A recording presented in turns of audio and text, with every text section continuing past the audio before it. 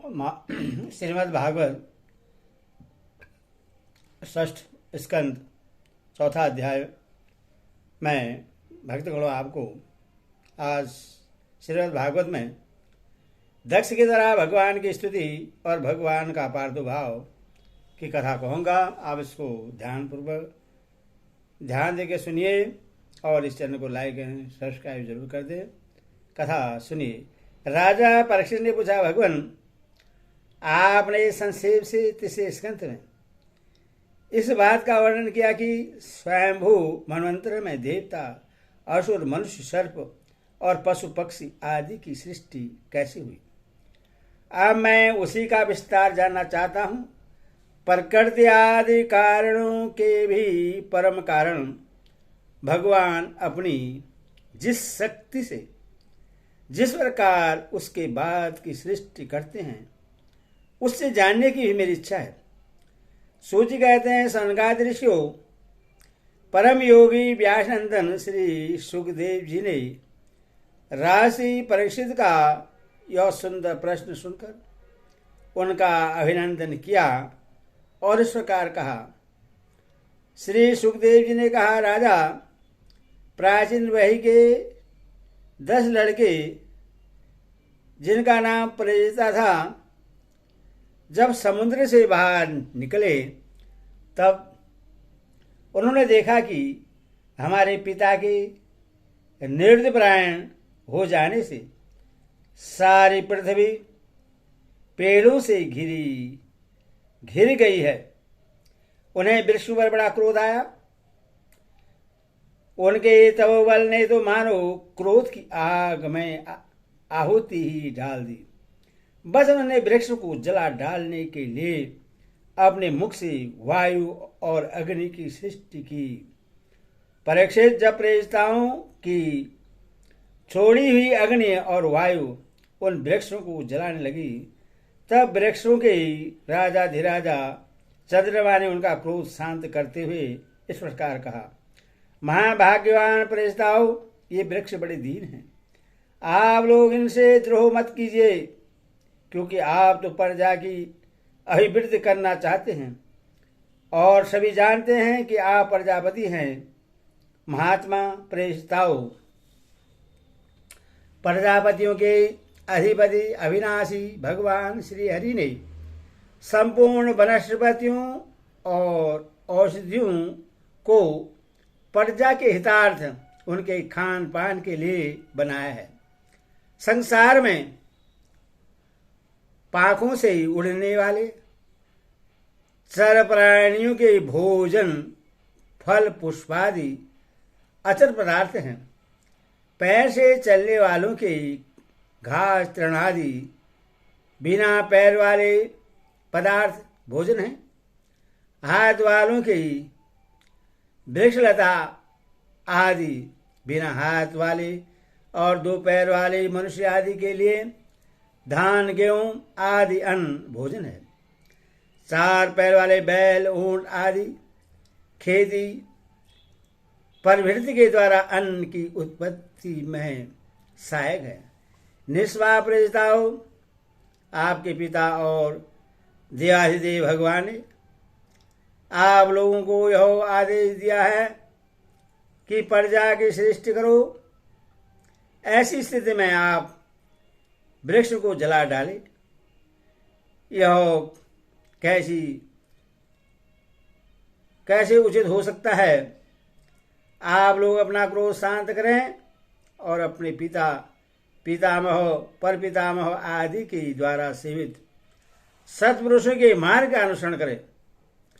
जैसे माँ बाप बालकों की, पलकें नेत्रों की, पति पत्नी की, गृहस्थ भिक्षुकों की और ज्ञानी अज्ञानियों की रक्षा करते हैं और इनका हित चाहते हैं, वैसी प्रजा की रक्षा और हित का उत्तरदायी राजा होता है।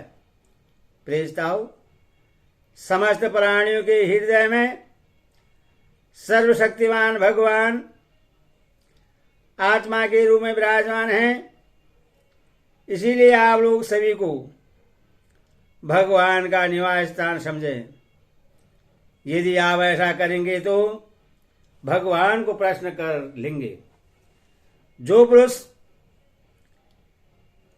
हृदय के उबलते हुए भयंकर क्रोध को आत्मविचार के द्वारा शरीर में ही शांत कर लेता है, बाहर नहीं निकलने देता, वह काल कर्म से तीनों गुणों पर विजय प्राप्त कर लेता है।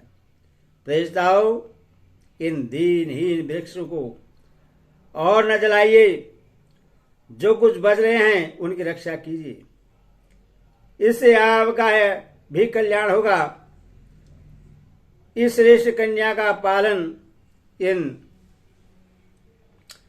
वृक्ष ने ही किया है, इससे आप लोग पत्नी के रूप में स्वीकार कीजिए। परीक्षित, वनस्पति के राजा चंद्रमा ने प्रेरिताओं को इस प्रकार समझा बुझाकर उन्हें परलोचा अप्सरा की सुंदरी कन्या दे दी और वो वहां से चले गए। प्रेरिताओं ने धर्मानुसार उसका पाणी ग्रहण किया। उन्हीं प्रेरिताओं के द्वारा उस कन्या के गर्भ से प्राचेतम दक्ष की उत्पत्ति हुई। फिर दक्ष की प्रजा सृष्टि से तीनों लोक भर गए। इनका अपने पुत्र पर बड़ा प्रेम था। इन्होंने जिस प्रकार अपने संकल्प और वीर्य से विविध प्राणियों की सृष्टि की, वह मैं सुनाता हूं, तुम सावधान होकर सुनो। परीक्षित, पहले प्रजापति दक्ष ने जल थल और आकाश में रहने वाले देवता, असुर एवं मनुष्य आदि प्रजा की सृष्टि अपने संकल्प से ही की। जब उन्होंने देखा कि वह सृष्टि बढ़ नहीं रही है, तब उन्होंने विंध्याचल के निकटवर्ती पर्वतों पर जाकर बड़ी घोर तपस्या की। वहां एक अत्यंत श्रेष्ठ तीर्थ है, उसका नाम है अघमर्षण। वो सारे पापों को धो बहाता है। प्रजापति दक्ष उस तीर्थ में त्रिकाल स्नान करते और तपस्या के द्वारा भगवान की आराधना करते। प्रजापति दक्ष ने इंद्रादित्य भगवान की हंस गुहा नामक सूत्र से स्तुति की थी। उसी से भगवान उन पर प्रश्न हुए थे। मैं तुम्हें वो स्तुति सुनाता हूं। दक्ष प्रजापति ईश्वर का स्तुति की। भगवान, आपकी अनुभूति, आपकी चित्त शक्ति अमोघ है। आप जीव और प्रकृति से परे, उनके नियंता और उन्हें सदा स्फूर्ति देने वाले हैं। जिन जीवों ने त्रिगुणमयी सृष्टि को ही वास्तव सत्य समझ रखा है, वे आपके स्वरूप का साक्षात्कार नहीं कर सके हैं, क्योंकि आप तक किसी भी प्रमाण की पहुंच नहीं है। आपकी कोई अवधि, कोई सीमा नहीं है। आप स्वयं प्रकाश और परात्पर हैं। मैं आपको नमस्कार करता हूं। यो तो जीव और ईश्वर एक दूसरे के सखा हैं तथा इसी शरीर में इकट्ठे ही निवास करते हैं, परंतु जीव सर्वशक्तिमान आपके शक्ति भाव को नहीं जानता। ठीक वैसे जैसे रूप, रस, गंध आदि विषय अपने प्रकाशित करने वाली नेत्र, प्राण आदि इंद्रिय वृत्तियों को नहीं जानते, क्योंकि आप जीव और जगत के दृष्टा हैं। दृश्य नहीं महेश्वर, मैं आपके श्री चरणों में नमस्कार करता हूं। देह, प्राण, इंद्रिय, अंतकरण की वृत्तियां, पंच महाभूत और उनकी तन मात्राएं, ये सब जड़ होने के कारण अपने को और अपने से अतिरिक्त सत्य को भी नहीं जानते, परंतु जीव इन सबको और इसके कारण सत्य, रज और तम इन तीन गुणों को भी जानता है, परंतु वह भी दृश्य अथवा श्रेय रूप से आपको नहीं जान सकता, क्योंकि आप इस सबके ज्ञाता और अनंत हैं। इसलिए प्रभु, मैं तो केवल आपकी स्तुति करता हूं। जब समाधि काल में प्रमाण, विकल्प और विपर्य रूप विविध ज्ञान और स्मरण शक्ति का लोभ हो जाने से इस नाम रूपांतरक जगत का निरूपण करने वाला मन उपरत हो जाता है, उस समय बिना मन के भी केवल सच्चिदानंदमयी अपनी स्वरूप स्थिति के द्वारा आप प्रकाशित होते रहते हैं। प्रभु, आप शुद्ध हैं और शुद्ध हृदय मंदिर ही आपका निवास स्थान है। आपको मेरा नमस्कार है। जैसे याज्ञिक लोग काष्ठ में छिपे हुए अग्नि को सामिधेनी नाम के 15 मंत्रों के द्वारा प्रकट करते हैं, वैसे ज्ञानी पुरुष अपनी 27 शक्तियों के अंदर गूढ़ भाव से छिपे हुए आपको अपनी शुद्ध बुद्धि के द्वारा हृदय में ही ढूंढ निकालते हैं। जगत में जितने विभिन्नताएं देख पड़ती हैं, वे सब माया की ही हैं। माया का निषेध कर देने पर केवल परम सुख के साक्षात्कार स्वरूप आप ही अवशेष रहते हैं। परंतु जब विचार करने लगते हैं, तब आपके स्वरूप में माया की उपलब्धि निर्वचन नहीं हो सकता। अर्थात माया भी आप ही हैं, अतः सारे नाम और सारे रूप आपके हैं। प्रभु, आप मुझ पर प्रश्न होइए, मुझे आत्म प्रसाद से पूर्ण कर दीजिए। प्रभु, जो कुछ वाणी से कहा जाता है अथवा जो कुछ मन, बुद्धि और इंद्रियों से ग्रहण किया जाता है, वह आपका स्वरूप नहीं है, क्योंकि वह तो गुणवान है और आप गुणों की उत्पत्ति और प्रलय की अधिष्ठान है। आप में केवल उनकी प्रीति मात्र है। भगवान, आप में ही वह सारा जगत स्थित है, आप से ही निकलता है और आपने और किसी के सहारे नहीं, अपने आप से ही इसका निर्माण किया है। यह आपका ही है और आपके लिए ही है। इसके रूप में बनने वाले भी आप हैं और बनाने वाले भी आप हैं। बनने बनाने की विधि भी आप ही हैं। आप इस सब के काम लेने वाले भी हैं। जब कार्य और कारण का भेद नहीं था, तब भी आप स्वयं सिद्ध स्वरूप से स्थिर थे। इसी से आप सबके कारण बने हैं। सच्ची बात तो यह है कि आप जीव जगत के भेद और स्वगत भेद से सर्वदा रहित एवं अद्वितीय हैं। आप स्वयं ब्रह्मा हैं। आप मुख पर प्रश्न हो, प्रभु, आपकी ही शक्तियां वादी प्रतिवादियों के विवाद और संवाद एक मत्य का विषय होती है और उन्हें बार बार मोह में डाल दिया करती है।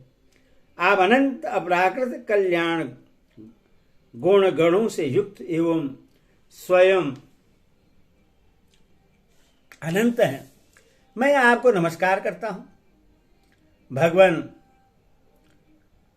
उपासक लोग कहते हैं कि हमारे प्रभु हस्त पदादि से युक्त साकार विग्रह हैं, और सांख्यवादी कहते हैं कि भगवान हस्त पदादि विग्रह से रहित निराकार हैं। यदि भी इस प्रकार वे एक ही वस्तु के दो परस्पर विरोधी धर्मों का वर्णन करते हैं, परंतु फिर भी उसमें विरोध नहीं है, क्योंकि दोनों एक ही परम वस्तु में स्थित हैं।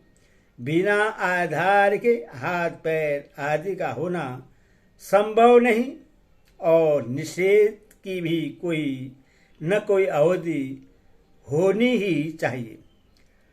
आप वही आधार और निषेध की अवधि है, इसीलिए आप साकार निराकार दोनों से ही अविरुद्ध सम परम ब्रह्म हैं। प्रभु आप अनंत हैं। आपका न तो कोई प्राकृतिक नाम है और न कोई प्राकृतिक रूप, फिर भी जो आपके चरण कमलों का भजन करते हैं उन पर अनुग्रह करने के लिए आप अनेक रूपों में प्रकट होकर अनेक लीलाएं करते हैं, तथा उन रूपों एवं लीलाओं के अनुसार अनेकों नाम धारण कर लेते हैं। परमात्मन, आप मुझ पर कृपा प्रसाद कीजिए। लोगों की उपासनाएं प्राय साधारण कोटि की होती हैं, अथवा आप सबके हृदय में रहकर उनकी भावना के अनुसार भिन्न भिन्न देवता के रूप में प्रतीत होते रहते हैं। ठीक वैसे ही जैसे हवा गंध का आश्रय लेकर सुगंधित प्रतीत होती है, परंतु वास्तव में सुगंधित नहीं होती, ऐसे सबकी भावनाओं का अनुसरण करने वाले प्रभु मेरी अभिलाषा पूर्ण करें। श्री सुखदेव जी कहते हैं, प्रसिद्ध विंध्याचल के अगमर्षण तीर्थ में जब प्रजापति दक्ष ने इस प्रकार स्तुति की, तब भक्त वत्सल भगवान उनके सामने प्रकट हुए। उस समय भगवान गरुड़ के कंधों पर चरण रखे हुए थे। विशाल एवं हष्टपुष्ट 8 भुजाएं थी। उनमें शंख चक्र तलवार ढाल बाण धनुष पाश और गदा धारण की हुई थी। वर्षाकालीन मेघ के समान श्यामल शरीर पर पीताम्बर फैला रहा था। मुखमंडल प्रफुल्लित था, नेत्रों से प्रसाद की वर्षा हो रही थी। घुटनों तक बनमाला लटक रही थी। वह स्थल पर सुनहरी रेखा, श्री वश चिन्ह और गले में कस्तूरी मणि जगमगा रही थी। बहुमूल्य किरीट, कंगन, मकराकृत कुंडल, करधनी, अंगूठी, कड़े, निबुर और बाजूबंद अपने अपने स्थान पर सुशोभित थे। त्रिभुवनपति भगवान ने त्रिलोक विमोहन रूप धारण कर रखा था। नारद, नंद, सुनंद आदि पादर्श उनके चारों ओर खड़े थे। इंद्र आदि देव देवेश्वर स्तुति कर रहे थे तथा सिद्ध गर्दवाचार्य भगवान के गुणों का गान कर रहे थे। यह अत्यंत आश्चर्यमय और अलौकिक रूप देखकर दक्ष प्रजापति कुछ सहम गए। प्रजापति दक्ष ने आनंद से भरकर भगवान के चरणों में साष्टांग प्रणाम किया। जैसे झरनों के जल से नदियां भर जाती हैं, वैसे परमानंद के उद्रेक से उनकी एक एक इंद्रिय भर गई और आनंद परवश हो जाने के कारण वे कुछ भी बोल न सके। परिचित प्रजापति दक्ष अत्यंत नम्रता से झुककर भगवान के सामने खड़े हो गए। भगवान सबके हृदय की बात जानते ही हैं। उन्होंने दक्ष प्रजापति की भक्ति और प्रजावृद्धि की कामना देखकर उनसे यूं कहा। श्री भगवान ने कहा, परम भाग्यवान दक्ष, अब तुम्हारी तपस्या सिद्ध हो गई, क्योंकि मुझ पर सरदार करने से तुम्हारे हृदय में मेरे प्रति परम प्रेम भाव का उदय हो गया है। प्रजापति, तुमने इस विषय की वृद्धि के लिए तपस्या की है, इसीलिए मैं तुम पर प्रश्न हूं, क्योंकि यह मेरी ही इच्छा है कि जगत के समस्त प्राणी अहिवृद्ध और स्मृत हों ब्रह्मा शंकर तुम्हारे जैसे प्रजापति स्वयंभू आदि मनु तथा इंद्र आदि देवेश्वर ये सब मेरी विभूतियां हैं और सभी प्राणियों की अभिवृद्धि करने वाले हैं। ब्राह्मण तपस्या मेरा हृदय है, विद्या शरीर है, कर्म आकृति है, यज्ञ अंग है, धर्म मन है और देवता प्राण हैं। जब यह सृष्टि नहीं थी तब केवल मैं ही था और वह भी निष्क्रिय रूप में, बाहर भीतर कहीं भी और कुछ भी न था। न तो कोई दृष्टा था और न दृश्य।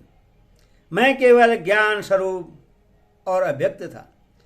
ऐसा समझ लो मानो सब और सुषुप्त छाल ही हो। प्रिय दक्ष, मैं अनंत गुणों का आधार एवं स्वयं अनंत हूं। जब गुणमयी माया के शोभ से यह ब्रह्मांड शरीर प्रकट हुआ तब इसमें अयोनिज आदि पुरुष ब्रह्मा उत्पन्न हुए। जब मैंने उनमें शक्ति और चेतना का संचार किया तब देव शिरोमणि ब्रह्मा सृष्टि करने के लिए उद्यत हुए, परंतु उन्होंने अपने को सृष्टि कार्य में असमर्थ सा पाया। उस समय मैंने उन्हें आज्ञा दी कि तब करो। तब उन्होंने घोर तपस्या की और उस तपस्या के प्रभाव से पहल तुम 9 प्रजापतियों की सृष्टि की। पहले परीक्षित, देखो यह पंजन्य प्रजापति की कन्या अस्किनी है, इससे तुम अपनी पत्नी के रूप में ग्रहण करो। अब तुम गृहस्थोचित स्त्री सहवास रूप धर्म को स्वीकार करो। यह अस्किनी भी उसी धर्म को स्वीकार करेगी, तब तुम इसके साथ बहुत सी प्रजा उत्पन्न कर सकोगे। प्रजापति, अब तक तो मानस सृष्टि होती थी, परंतु अब तुम्हारी बाद सारी प्रजा मेरी माया से स्त्री पुरुष के सहयोग से ही उत्पन्न होगी तथा मेरी सेवा में तत्पर रहेगी। श्री सुखदेव जी कहते हैं, विश्व के जीवनदाता भगवान श्री हरि यह कहकर दक्ष के सामने ही ईश्वर का अंतर्ध्यान हो गए। जैसे स्वप्न में देखी हुई वस्तु स्वप्न टूटते ही लुप्त हो जाते। हरि ओम तत्सत। हरि ओम।